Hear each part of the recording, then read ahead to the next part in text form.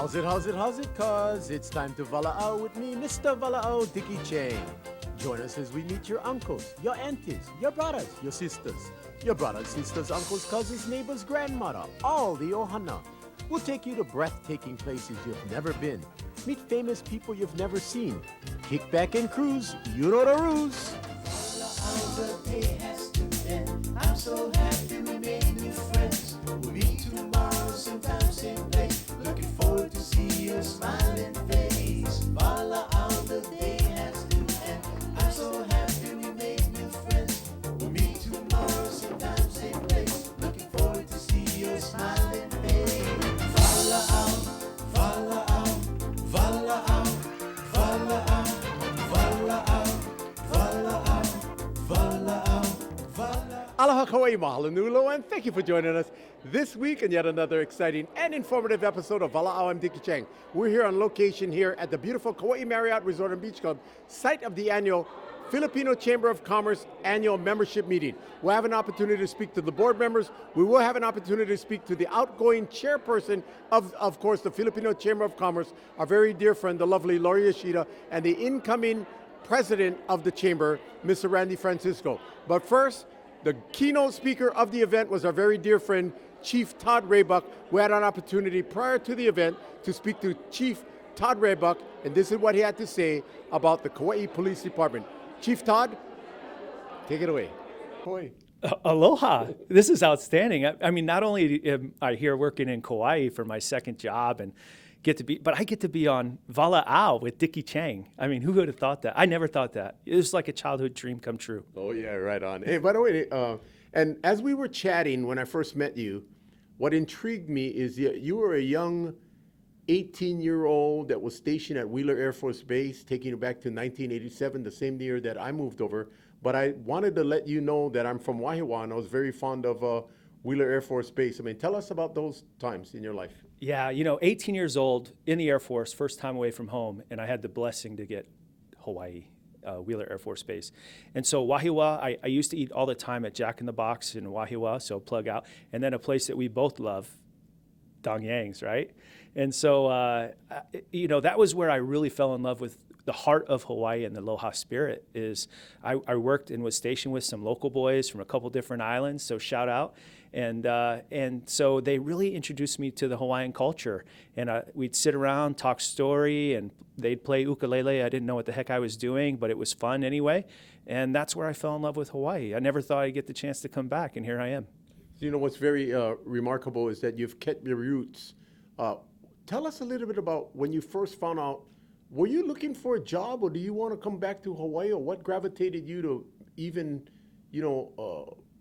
fathom or apply for a job as the police chief on the island of Kauai? So it's an interesting story. The very first police department that I ever got an application for was the Honolulu Police Department. I was 20 years old, and I thought, man, I'm right around the corner, and maybe I'll get lucky enough and be able to work for HPD. But the Air Force moved me to Albuquerque, New Mexico, so I never had the opportunity to apply, but I thought it'd be outstanding. So I went to work on the 9th Island instead in Las Vegas as a police officer, and I was coming up on my 27 years, and I was eligible for retirement. And a mentor of mine told me, when you're 1 to 3 years away from retiring, start looking for your new gig. And so I didn't know what I wanted to do and when I wanted to leave, but I knew it was coming around the corner, and I just started looking at what opportunities were around. And one of the first ones was Kauai police chief, and I thought, there's no way that a white kid from Las Vegas has a chance at being the chief in Kauai, but if I don't try, I'll regret it the rest of my life. And here I am. Wow. I think the community and the media and the innocent bystander have fallen in love with you as a rock and roll star, because you're kind of like a social media guy. You post, you talk to people, you say aloha, you say how's it. Like, you got a list of friends and people don't necessarily know you.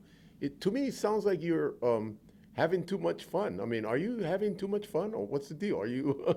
I'm having a blast. Look, the policing has to change. Over the years, police officers were these guys that you stood in a uniform and you just kind of saw them and wondered what they were doing. But today's world, police officers really have to engage the community. We have to be able to share, that connection that we have. After all, our authority comes from the community. We serve the community. And so I was fortunate enough to grow up in an organization that believed in community engagement and being partners with the community. And so it was really easy for me to come over here and continue to practice what I learned in my former organization. And so engaging the community is the heart of who I am.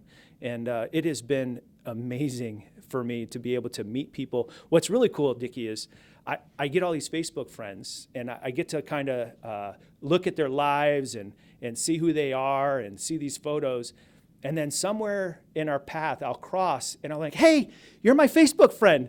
So I know who they are, but I've never met them before. And so it's really kind of fun and exciting to see one of my Facebook friends out in public that I've never met before, but I already know who they are. Yeah, but what's actually kind of cool is that they probably look back at you and go, well, bro, chief, you're the police chief. I mean, that must be kind of like trippy for the layman, that's just walking the street in town. Well, sometimes I got to remember that people, one, don't know who I am, and they don't know that I'm the chief, and even on this island. And so sometimes I'll just start talking story with somebody and being really friendly and, having a good time, and they're looking at me like I'm some kind of weirdo. And then I have to remember not everybody knows that I'm a police officer and I'm the chief. So, I'm just some weirdo wanting to talk story. So every once in a while it's a little weird. But, with that being said, that's infectious to the rank and file and to your, upper tier staff all the way down to the, the rookies, so to speak. With that being said, you must be pretty proud because you've graduated a couple of graduating classes. You're looking forward more so to welcoming more police officers, men and women of this beautiful Garden Island Kauai. You have a vision out there. You have people lined up. I mean, what does it take to become a police officer? Well, first, I'm so grateful that we have more police officers coming on the force. We've been short for way too long. And when we're short police officers, we're not able to provide the services that the community requires. And it takes a toll on my cops, too. And so, as you mentioned, we just graduated 8 police officers. We got 8 more police officers that just started the academy. Looks like I might have as many as 13 in July.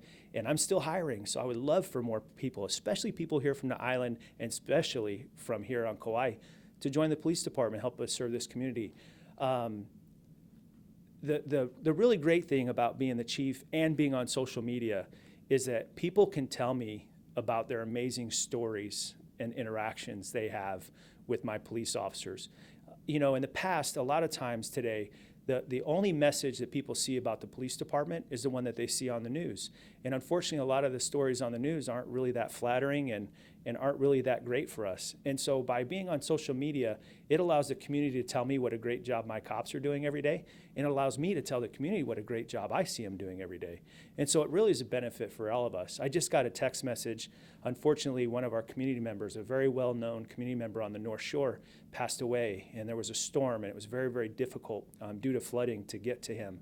And this person posted and said, I want to thank the officers at KPD because they went through the floodwaters to get to my dad to help me, just even though they could have gotten stuck. And they were there, and they called every hour to hour and a half to check up on me and make sure me and my family were okay, and they stayed with me through this whole thing. That means a lot to me. The biggest thing that we can do for this community is serve them and be there for them in their time of need. And when I get that kind of feedback and I get to share that back to the community, it means everything in the world to me. And I think the community needs to know that you guys are friends. You wear the badge, and you got a police, you got to do your job. But the net of the thing, when somebody's in trouble, they call the police. You know what I'm saying? That's the tough part about our job, right? The joke is everybody loves a fireman because firemen show up and they always save the day, right? They're heroes in everything that they do. But my police officers are heroes too every single day. The difference is that my police officers have to come into some of the most difficult situations, and sometimes they have to make the difficult decision to arrest somebody. And whenever you have to arrest somebody or issue a citation or do things that hurt somebody financially or their freedom, that's a tough pill to swallow. And what's really more even tough for us, which I didn't experience in my career, is because my police officers, many of them come from this community, it's their family and friends in this community. One of my very first ride-alongs, I arrived at the station and I saw a father speaking to his son in front of the police officers, and the father was saying, hey, listen, I'll be there when you get out. You know, just go do what you got to do, and we'll take care of this. And the officer walked that individual off in cuffs to go to jail. And I didn't know what was going on, but I said to my other officer, I said, wow, that's tough. You know, I'm a dad, and having to watch, if I had to watch my son go to jail, it'd be heart-wrenching for me. And my officer said, yeah, that's my brother. And it just stopped me in my tracks, because my police officers not only have to do a very difficult job every single day, but sometimes they have to do a very difficult job with one of their friends or one of their family members, and they do it with pride and honor and integrity to bring this community safer for everybody that calls it home. Well, with that being said, it's very interesting because that's brotherly respect. Like, look, I'm here to do my job. Sorry that I'm arresting my nephew, but this is what I need to do. And, you know, with that being said, that kind of a brotherly love maybe escalated problems that would otherwise occur in many other cases throughout different places of the country. Right. You know, as a parent, there's times I have to discipline my children. It doesn't feel good. It's not what I want to do, but I want them to change their behavior, or I want to prevent them from doing greater harm. And in policing, it's no different. And so sometimes we have to make the difficult decisions, even though it may not be what we want, even though we may know that the consequence of our actions is going to impact somebody's family negatively. The reality is that we do it, one, to protect people, and two, to try to prevent further harm. You know, if you just joined us, I'm here with our new police chief, Todd Raybuck, and I think you've, you know, gravitated into this community like a wildfire, because people know you, people love your family. Consequently, you're going to be the keynote speaker right around the corner with the up-and-coming Filipino Chamber of Commerce quarterly event. I mean, you're the keynote speaker. I mean, what's that all about? So I still don't know. I'm still trying to get accustomed to this thing that people actually want to hear from me or put me on a stage and make me a keynote speaker. I'm just, you know, I know I'm chief, right? And I have this role and responsibility in the community, but I just see myself as me. So why do people want to hear from me? And to have the honor and privilege to be there and be the keynote speaker, I just hope that I can convey a message that resonates with the community. And I'm really honored that I get to share the stage with you as an awardee at that event. So, you know, it's going to be fantastic, I hope. Actually, I don't think they're going to let me in front of the mic, and you got the mic. But isn't this a fabulous opportunity to thank your rank and file and, you know, your officers, your assistants, I mean, those that have been here, you know, the brother Kalanis and the Brysons of the world and the Mark Begleys of the world, and everybody moving on down to see the chief deliver that this community's got to really, you know, it's not about what can my county give for me, but what I can give back for my county. And everybody should kind of like just chill out and be cool and abide by the law. I mean, wouldn't that be like a most peaceful place that we are here in the most beautiful place? Like, how cool would that be? Yeah, the good news is that we are the safest county in the state. And so, you know, we don't have the crime problems that some of the other islands face. But the greatest job that I have, the greatest role that I have as chief, is being able to highlight and represent my police officers to the community. I'm only here, I wear this uniform as a representation of all of the employees of KPD. When I go out into the community, it's my opportunity to present myself, to represent them. You know, it's not about me. And so I love every opportunity I get to go out and just tell people about the wonderful, amazing work that my employees do every day. Just last month, I recognized a couple of dispatchers who helped deliver a baby. You know, my cops do that all day long. You're not going to see that on CNN. You're not going to see that on Fox News. You're not going to see that, you know, on some of the other mainstream media stations. But I get to tell the world that, you know, my police officers, my dispatchers, my employees are making a difference in people's lives every single day, and I'm honored to do that. You know, and now what I would like to do is give a little kudos, because I did personally invite the chief to a wonderful concert memorializing my very dear friend Malani Biliu, as you know, with Kalapana, and I invited you, but I was pleasantly delighted to hear that excuse me, thank you for the invitation, but I'm gonna invite my officers, my people that has my back, along with their wives, and we're gonna have a nice little dinner at my house. That's what you call bonding, or that's what you call being able to visit outside of work to become actual friends, get to meet each other off of work. This job is tough. It's demanding. There's a lot of pressures. There's a lot of things that these guys deal with every day. And we always talk about in policing about family first. But unfortunately, the demands of this job sometimes don't allow us to put family first. And so it's really important in those moments that you capture and you have the opportunity to really just get together and spend time with family.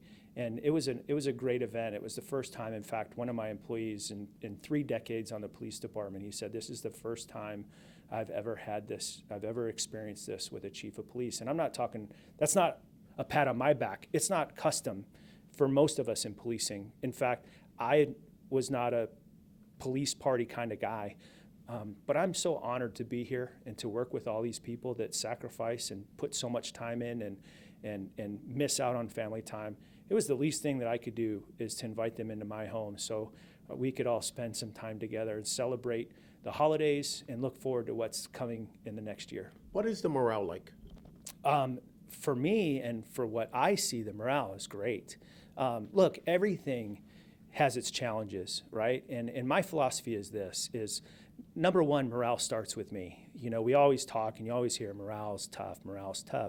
But every day we all have a decision to make. Am I gonna start my day looking towards the future and the opportunities, or am I gonna be stuck looking in the rearview mirror at the challenges? And so first and foremost, my philosophy is always, let's talk about what the possibilities and opportunities are. The second thing is in my career, 27 years, actually now 28 years in policing, I've had some really, really difficult days where you question what you do and why you do it. But I've never had 2 bad ones in a row because the next day is always a new day. And so you make that decision. And that's the message I send out to my folks. That's the message that I hope that my people adopt. There's rough days. We just had that tragic accident with the helicopter. Those folks, the fire folks and my police officers and employees that went out there to deal with that was tough. I mean, it was very tough for our community. You look at the accident in Anahola, that impacts my people too. And they go out there and they deal with that. And it's really rough. And that's why every day has to begin with a new day and a new opportunity. That's why the public safety people are so underblessed or unappreciative, but there's got to be a lot of psychological trips that happen when the first responder sees something or they got to deal with it. Like you can't sleep, you wake up, like however the pulse is or all that other stuff is going on. It's like it takes a special man or woman to take the pledge and do what's right for Kauai. How can the people of Kauai help the police department? Well, I just want to touch on that for a second because what we often forget is that people that work for the police department are human beings too. We don't come from this special race that, keeps us without having feelings. We all have feelings, and there are things that we do and things that we see on this job that we can't unsee. And so I still get flashbacks and memories of violent accidents or violent crimes that I've witnessed in my career, accidents that I've seen. Those things don't go away, which is why that family and the community support is so vital. And so, one of the things that brings me great joy in our social media, and if people haven't connected with me, or more importantly, my police department on social media, whether it be Twitter, Facebook, or Instagram, I would love for them to connect. It's a way for us to communicate with them, but it's also a way for them to communicate with us. And when we have identified, the work that our officers have done, the difficult challenges they have, what I really appreciate from the community is their outpouring of support in the comments to what we're doing and what we have to work with, and the appreciation and support of the victims in some cases of these critical incidents that have occurred in here that we have to report on. So what I would ask of the community is just continue to show those police employees that you have contact with appreciation for the rough job that they have. They're just like you. They just have a different job. And so I am so grateful that we live on an island where the aloha spirit can be seen every day, all day long, and just continue to show that spirit and that connection and that friendliness and appreciation to my officers and employees. You know, Chief Todd Raybach, we were chatting a little bit about the budget coming right around the corner with the Kauai County Council, with the mayor and the administration. What are some of the things that the police department needs? I mean, how can we help? Well, the big thing is obviously moving into this next year, we were just talking about officer resiliency. And so we're looking at ways, how do we better provide resources to our officers and employees? So one of the focus areas in our next budget cycle is to be able to provide those services and applications and things like that to make sure that our police officers and our employees who have to suffer and are exposed to all these critical incidents have the back-end support for that. And so, you know, I've gotten an incredible amount of support from both the county council and the mayor's office, and I'm so grateful that we have just an incredible working partnership and relationship. And I know it's tough times economically, and so it'll be everybody trying to say that their, you know, initiatives are equally important or more important. And I just appreciate the opportunity to present what we may need to the mayor and to the county council. Well, with that being said, Chief Todd Raybach, we want to take this opportunity to thank us. I think you're a man of many hidden talents. You're a farmer. You like to clean your yard. You don't like to watch NFL football. You like to play the ukulele. And by the way, when you were jamming with that ukulele in the background right over there, that beautiful ukulele, one of the posts that you said you like Island Style with John Cruz. Yeah. John Cruz gave you a call and said, "What's up there, Chief? I'm coming on over." Like, how cool was that? Because you're gonna be able to jam with him, huh? Well, I don't know about jam with him. I'll hold the ukulele. I'll play a few notes. I think he'll be the one jamming. But first and foremost, thank you for making that introduction. That's your buddy, and so thank you for making that introduction. I want to tell you, just like I told him, you know, when I was still in Las Vegas, working in Las Vegas, and I was applying for this job, and a lot of really great qualified people applied for this job, so I didn't know if I had an opportunity or not. But when I lived here 30 years ago, the island music was so important to me. We talked about walaau20, and I go early in the morning they would See, gather all the island fruits. Pack the bag, and that's a sweet lady of sweet waiole. Waiole. Yes. See, that's why I don't sing. Sitting by the fire, sitting by the fire, sitting by the fire, selling her papaya. That's right. So the island music was really important to me when I was here. It just resonated with me. And so there were a handful of songs that I listened to every single day when I woke up, just to be encouraged through this process of applying for this job. And obviously, I think most people know Israel Kamaka Viva Ole was one that was really important to me, Hawaii 78. My son played ukulele somewhere over the rainbow at my swearing in. But the other song that I played every single day was Island Style.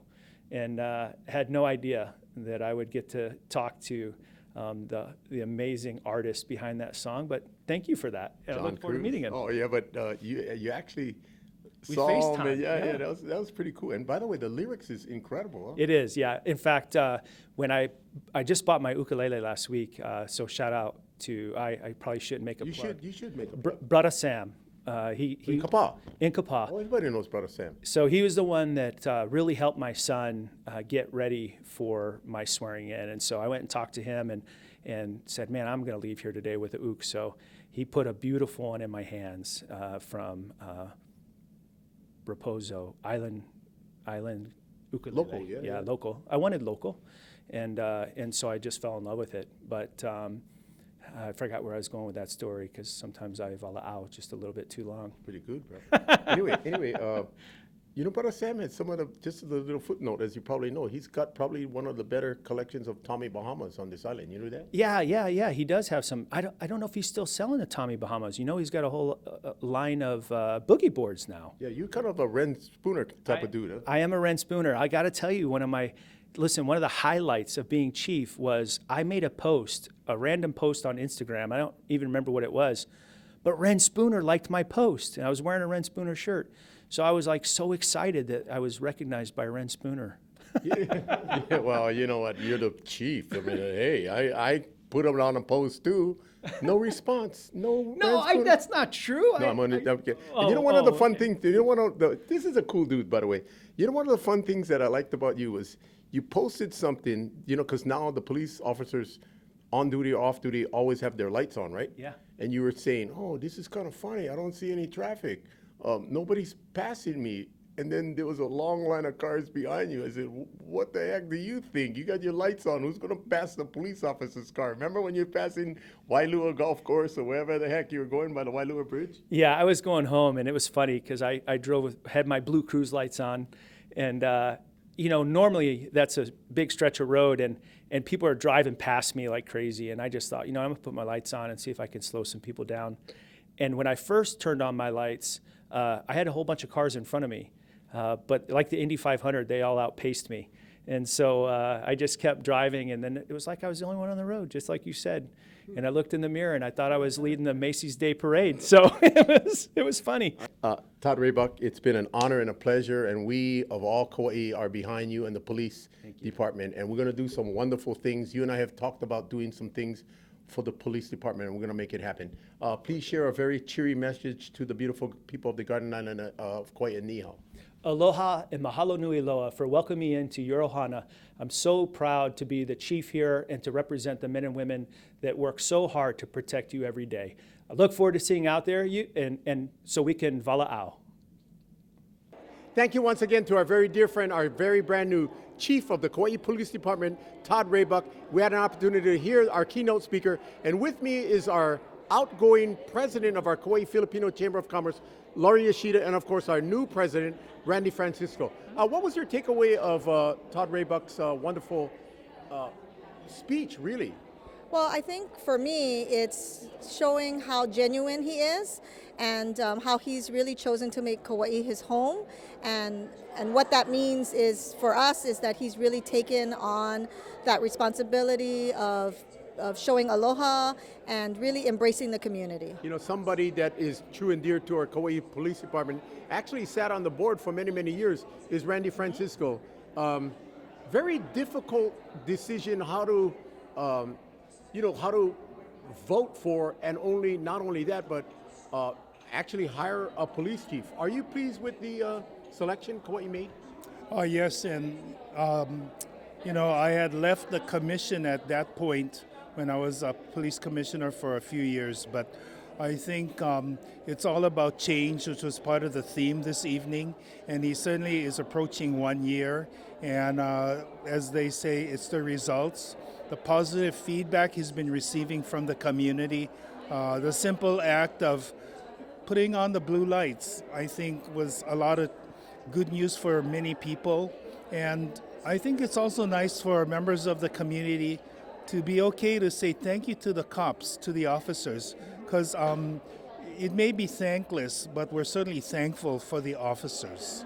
What he said, everybody seems to love and gravitate around the firefighters because they can almost do nothing, no wrong. But when the police officer shows up, it always seems like it's a little bit of bad news. But the police are the people that we call for when we need help. I totally agree. And, that was one of the reasons why I decided to say yes to the police commissioner.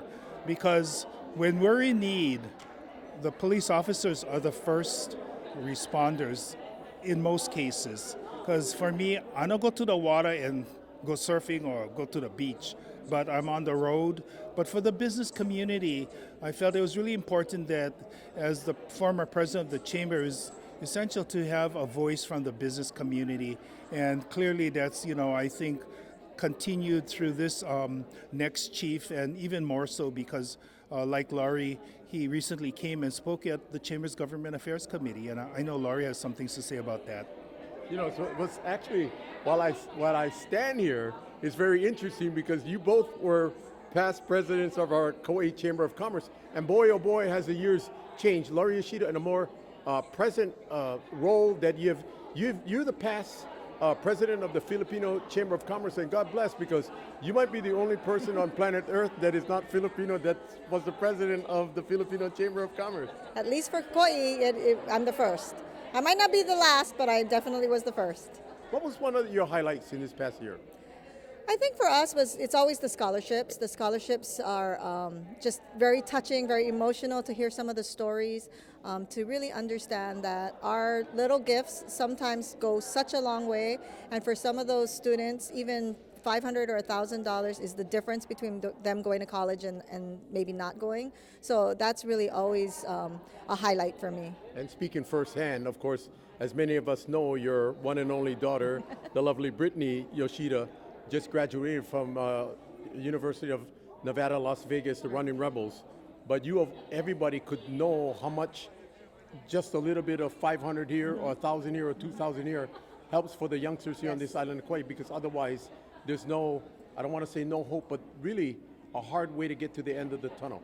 Yes, I know firsthand, college is not cheap, and even if I was very fortunate, my daughter got a lot of scholarships, we still had to pay some. And so looking at some of the students who maybe, they don't get an athletic scholarship, they weren't a class valedictorian, so they don't have that academic scholarship, but they still want to go to college. And maybe their scholarship opportunities are more limited, and so we try to look at that. We don't only look at the top tier, we really look at need as one of the biggest reasons to give. Somebody who, of course, we have to feel that they're going to make it through college, and they are going to college, but need is a very big part of what we do. So is this evening for you tonight a little bit bittersweet in the sense that, you had your tenure, you're going to pass it off to your very dear friend, Randy Francisco, but sometimes in a short one-year tenure, it just seems as though that might not be enough time to start something up and or to end something. What is that feeling like? Well, we actually do 2-year terms, so I was president for 2 years. And I'm actually very thankful and grateful for the time, but I'm also ready to turn it over. I'm still going to be on the board, so I still have my opportunity to serve and to contribute, but it's Randy's turn. Yeah, and Randy, do you have any immediate focus on some of the things that you might want to perpetuate, or some of the things that you might want to add in this rapidly changing world as far as not just politics, but just everyday, day-to-day life as far as survival? Well, one of the things I did mention at our first chamber board meeting was, as being president, the board members will have homework since I used to work in education. So one of my goals this year is leadership development. And I did assign my first homework, which was to ask each of the new and incoming board members what their goals are, or at least one or two for this year, and how can we help them achieve it. And the other that I'd also like to look at is working with the newest chamber on the Big Island of Hawaii, as well as Maui and on Oahu, to see if we can come to a memo of agreement that allows all of our 4 chambers to come together on statewide issues and programs, and the possibility of a goodwill and trade will mission to the Philippines next year. Now, today you swore in a couple of board of directors, newly installed board of directors. What are the responsibilities for those that have taken the oath in terms of serving as a board member? Well, one of the things that we really want to work on in the leadership development is help our board of directors members learn to develop new skills in terms of leadership and organizational development, so that we can further new and existing programs to support the foundation with its efforts in the golf tournament. You folks must have been very, very proud, and it was very prideful, because to host an event and you have the police chief as the keynote speaker, Senate President Ron Kochi, of course, from Kauai, that really is the third most powerful, I guess, elected official here in the state of Hawaii, if not the most powerful, in my opinion. But nonetheless, you also did have Mayor Joanne Yukimura, Mayor Bernard Carvalho, Mayor Derek Carvalho, Prosecutor Derek Kawakami, Justin Kohler. I mean, there was a lot of nucleus of people that really care about not just Kauai, but certainly the Filipino Chamber of Commerce. Yes, I mean, for me, it's touching to see that they all care about this Filipino chamber, our Filipino community, as well as just our business community as a whole, and they all took the time to be here. So it was, I'm very grateful for all of them, for the presence of all of them, including Carice, representing the governor, as well as we had a couple of council members. So we're just thankful for all of their support. Yes, and thank you very much. And also, there were some recipients. I'm not bringing it up because I happen to be a recipient, but I want to just let you guys know that it was very heartfelt for myself, but more importantly that you guys were able to recognize Bruce Smalling, and that meant a lot to me. Well, of course, we all know that You're the front and he's the back, but together you're the team. And couldn't have it any better because you got two gentlemen who really are gentlemen of Kauai who walaau all over the place. But at the end of the day, I know your hearts are in the right place. I just want to finish on my own and acknowledge Laurie because when she was elected president of the chamber, yes, not only is she another woman, which is amazing to lead the organization, but you know, she's maybe Filipino at heart, but more than that, she's more Filipino than Lara us, because I can say I bear witness to that. That what we're saying is our organization is not about Filipinos only. We're here about all of Kauai.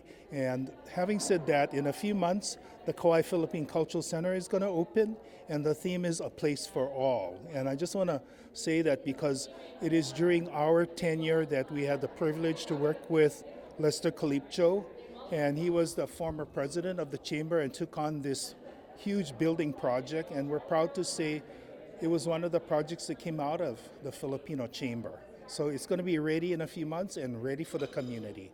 You know, and that's very, very well said. And I do want to take this opportunity, certainly, Madam former chairperson, because I tell you something, Randy, so very, very well said, because, you know, people can take the roles and people can take the goals, and there's really no, what do you call it, job description.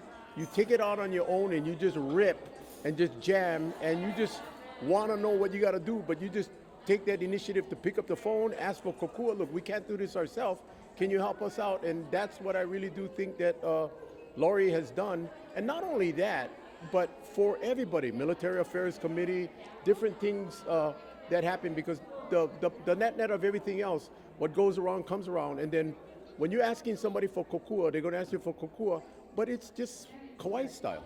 Yes, definitely. And I do want to say thank you to you, Dickie, and to Bruce for all of your years of service to our community and all of your help with all of my functions and everything that I've done. So I do want to say thank you very much.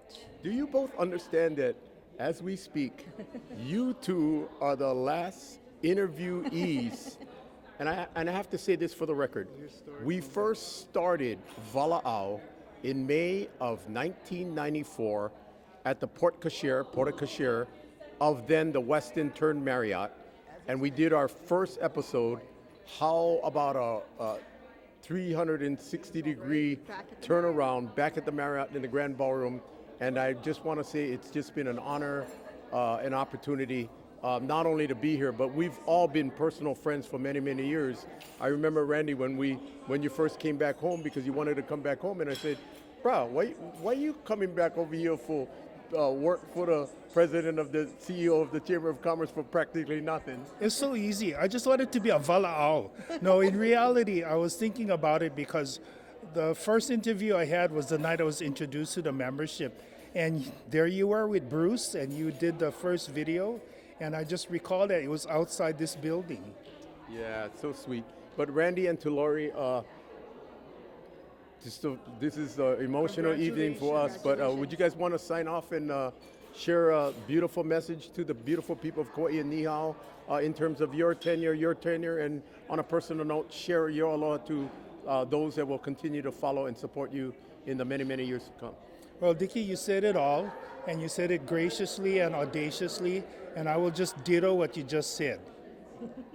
Yes, thank you so much to all of the Kauai community, of course, as I said, to you and to Bruce and to Randy, and just, you know, everybody live aloha.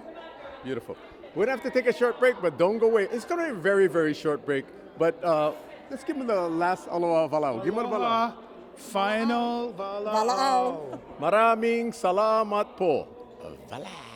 Hi, I'm Edie Ignacio, and my most memorable memory of Walaau is when Dickie Chang and Bruce filmed us for promoting Kauai Fashion Weekend.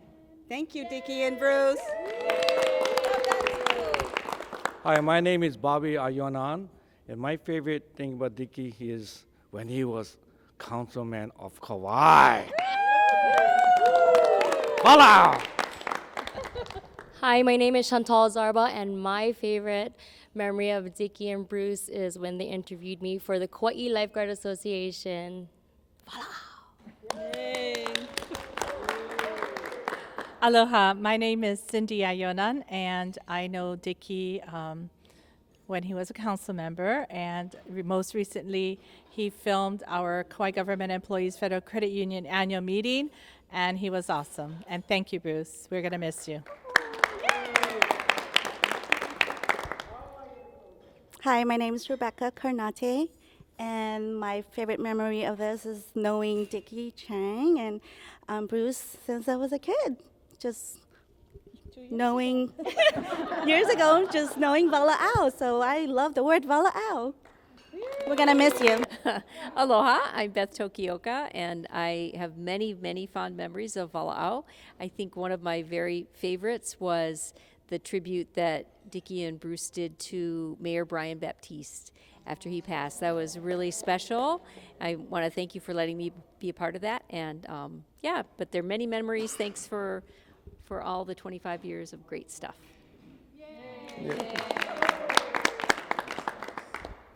Aloha, I'm Marty Amaro, and some of my favorite memories of walaau is just the wonderful coverage of all the youth activities on Kauai and just supporting over and over and over throughout the past 25 years.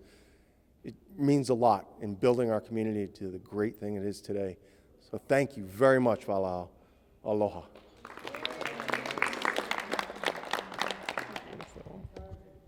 Aloha, I am Monica Bells with Kauai Government Employees Federal Credit Union.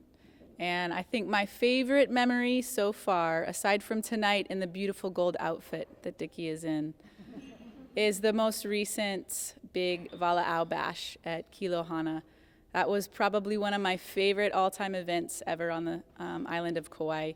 You guys did an outstanding job, and to see your followership, the loyalty, the appreciation, the fun and humor that you guys have brought to our island community has been amazing. I'm pretty sure Dickie just shed a tear. Somebody give him a hug. So thank you guys. Aloha. Aloha, I'm Brenna Harrington, and one of my favorite memories of walaau was an episode where Bruce and Dickie went and covered the history of the sugar plantation days, and they have a way of capturing what this island is and what makes it so special to us to be here and this place and the people. And so those episodes and what's been captured on video will continue to live on in our hearts and minds and on YouTube. Thank you, Dickie and Bruce. Aloha. Aloha, Randy Francisco. And one of the things I always remember about Dickie is he makes you feel so comfortable with his walaau mic. And he's always smiling and just makes for a great interview. And then behind the scenes, of course, is the none and only Bruce Smalling, who makes all of us look fantastic. So mahalo to the two gentlemen. Aloha, Todd Raybuck, and being new here, I didn't get to watch a lot of episodes of walaau, but I did go on YouTube and see a very young Dickie Chang 25 years ago. I guess my favorite memory is the one where recently Dickie and Bruce came to my office to give me the honor of being on an episode, and so it was just so much fun getting to talk to you. And Dickie and Bruce, especially your humility, your humor, and your friendship, it means a lot to me, and thank you for allowing me to be part of the walaau community.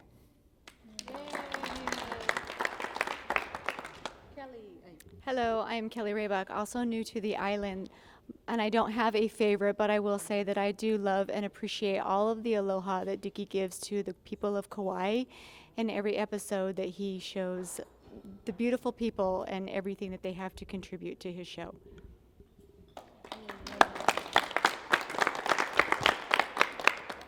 Aloha, mic test.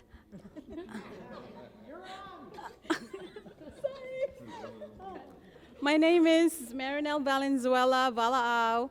Thank you. There's a lot of great memories that I had with Dickie and Bruce, but one of the most important ones that I can never forget was that moment when Dickie Chang came to wear his white suit, all in white suit. It was February 13th, 2013 at the first annual Kauai Fashion Weekend held at the Kauai Beach Resort. It was just a few days phone call when I asked him to come and host the event, and he showed up all in white. I can never forget that, and he looked good. Thank you.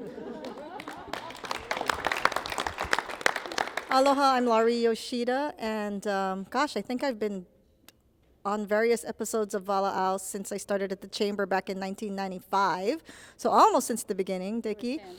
But I think my favorite is your 10-year anniversary. It was your 10 years, Naleo Pilimahana's 20-year, and Kalapana's 30th, all at once, all being celebrated together, and that was such a memorable event, and so that, I think, is my favorite. Congratulations. Aloha, Michelle Mora, and oh my gosh, Dickie, you go back so many years. It's crazy. Everything everyone said here, wow. I mean, you've taken us on a journey. You've brought voices to people in the community that no one has, like you, the old sports, you know, the programs where you interviewed all the professional sports, you know, the quarterbacks doing the quarterback challenge and all of that. Just quickly, of course, my favorite memory would be when you and I were sitting at the hill at the ranch, no Mau, and you had your arm in a sling, and I had just lost all my hair from, you know, getting treatments for the American Cancer Society from my cancer, and you were helping promote Ho Down for Hope because our mission was to really try to reach out in the community and help so many people who were you know, dealing with the disease, and just you and I were just a pair sitting there on the hill. And just thank you, and I will forever, forever be your Miss Texas. Yeah. Aloha, I'm Derek Adams, and I haven't seen a whole lot of episodes of Walaau, but I will say that Dickie is the Johnny Carson of Kauai. Well, and Ed McMahon is Bruce.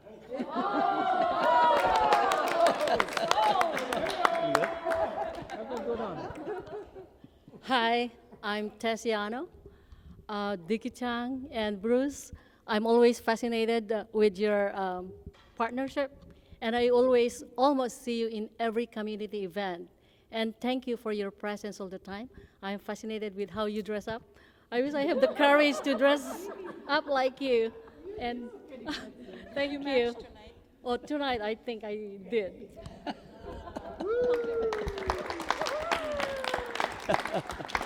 Hello, I'm Tom Yano, her other half, and I have too many memories of Dickie Chang, but to me most memorable is his way of dress. He just always got something unusual, and he's always he always supports his Filipino community, and as far as I know, he doesn't have any Filipino, right?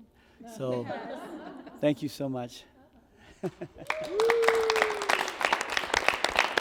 We hope you enjoyed this week's episode of Walaau. We'd like to take this opportunity to thank all of you. Don't forget now, take care of your family, your friends, the neighbors, the malahiti, the police officers. And we'll check you out. I guess we're done. Only on Walaau. Walaau. Walaau. Walaau. Walaau. Walaau. Walaau. Walaau.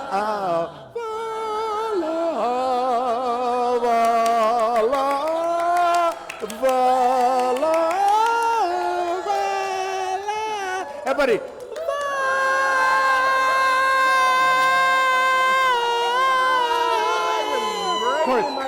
Walaau, walaau.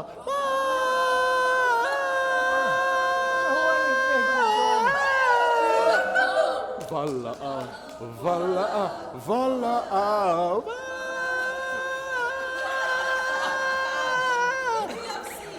Mahalo, aloha, mabuhay, maraming salamat po.